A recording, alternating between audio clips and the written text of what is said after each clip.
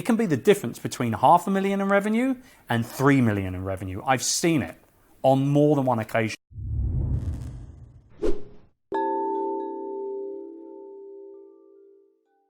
For me, in my business journey, a mentor and somebody that has already been in your shoes, walked the walk, can give advice has been so crucial and critical to my own personal growth and my business growth.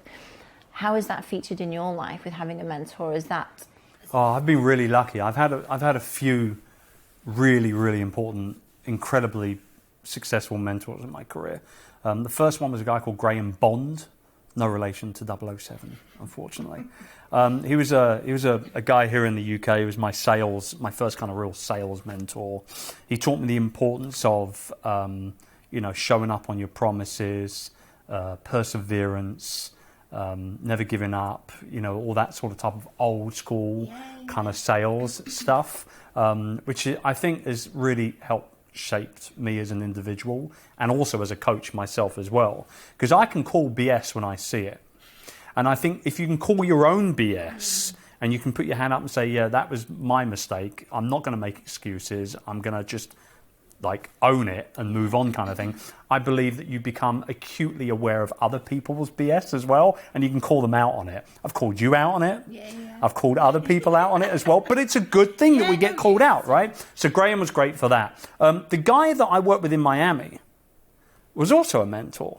He was a nightmare to work for, but what I learned from him about was, number one, how not to treat employees and team members, but also, number two, he was brilliant when it came to brand placement, positioning strategy, the importance of a strong, powerful visual brand, and all that sort of stuff as well. So I learned a lot from him. Gave me a lot of headaches, but I learned a lot from him as well. And, I have mentors in my life now today who are either paid mentors or unpaid and friend mentors. Dan Miller from 48 Days fame, Carrie Wilkerson, barefooted, executive. I love Carrie with all my heart. She's like my slightly older sister. She'll hate me for saying that. She's just slightly older sister. And I love Carrie with all my heart and soul. My kids love her and everything as well. But there's one guy who I've never met in my life who has meant a lot to me ever since I was a teenager when I first discovered his books, Zig Ziglar, who here in the UK, nobody knows who Zig Ziglar is. That's a crime right there.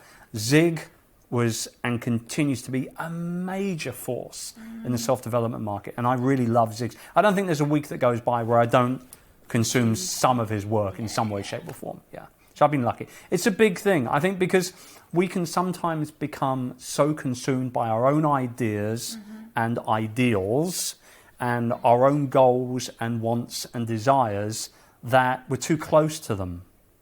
And if you get too close to something, tunnel vision kicks in and you miss opportunities. And that's why coaches and mentors and training is so important for business owners, because it can be the difference between $500,000 in revenue and $3 million in revenue. I've seen it on more than one occasions.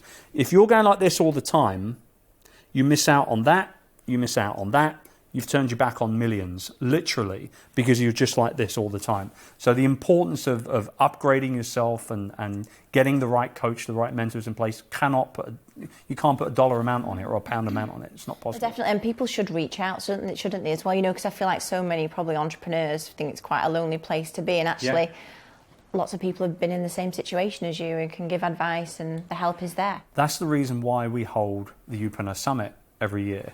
And I think that that conference every November is, for me, the highlight of my business calendar. It's a lot of work. I'm spent after it. I need a week and a half to recover from it. But I would not turn it off my calendar now. I genuinely want to do it forever, because we bring people together from literally all around the world. There's 300 people in the room for an entire weekend. Last year we had people from 37 countries around the world. That's crazy.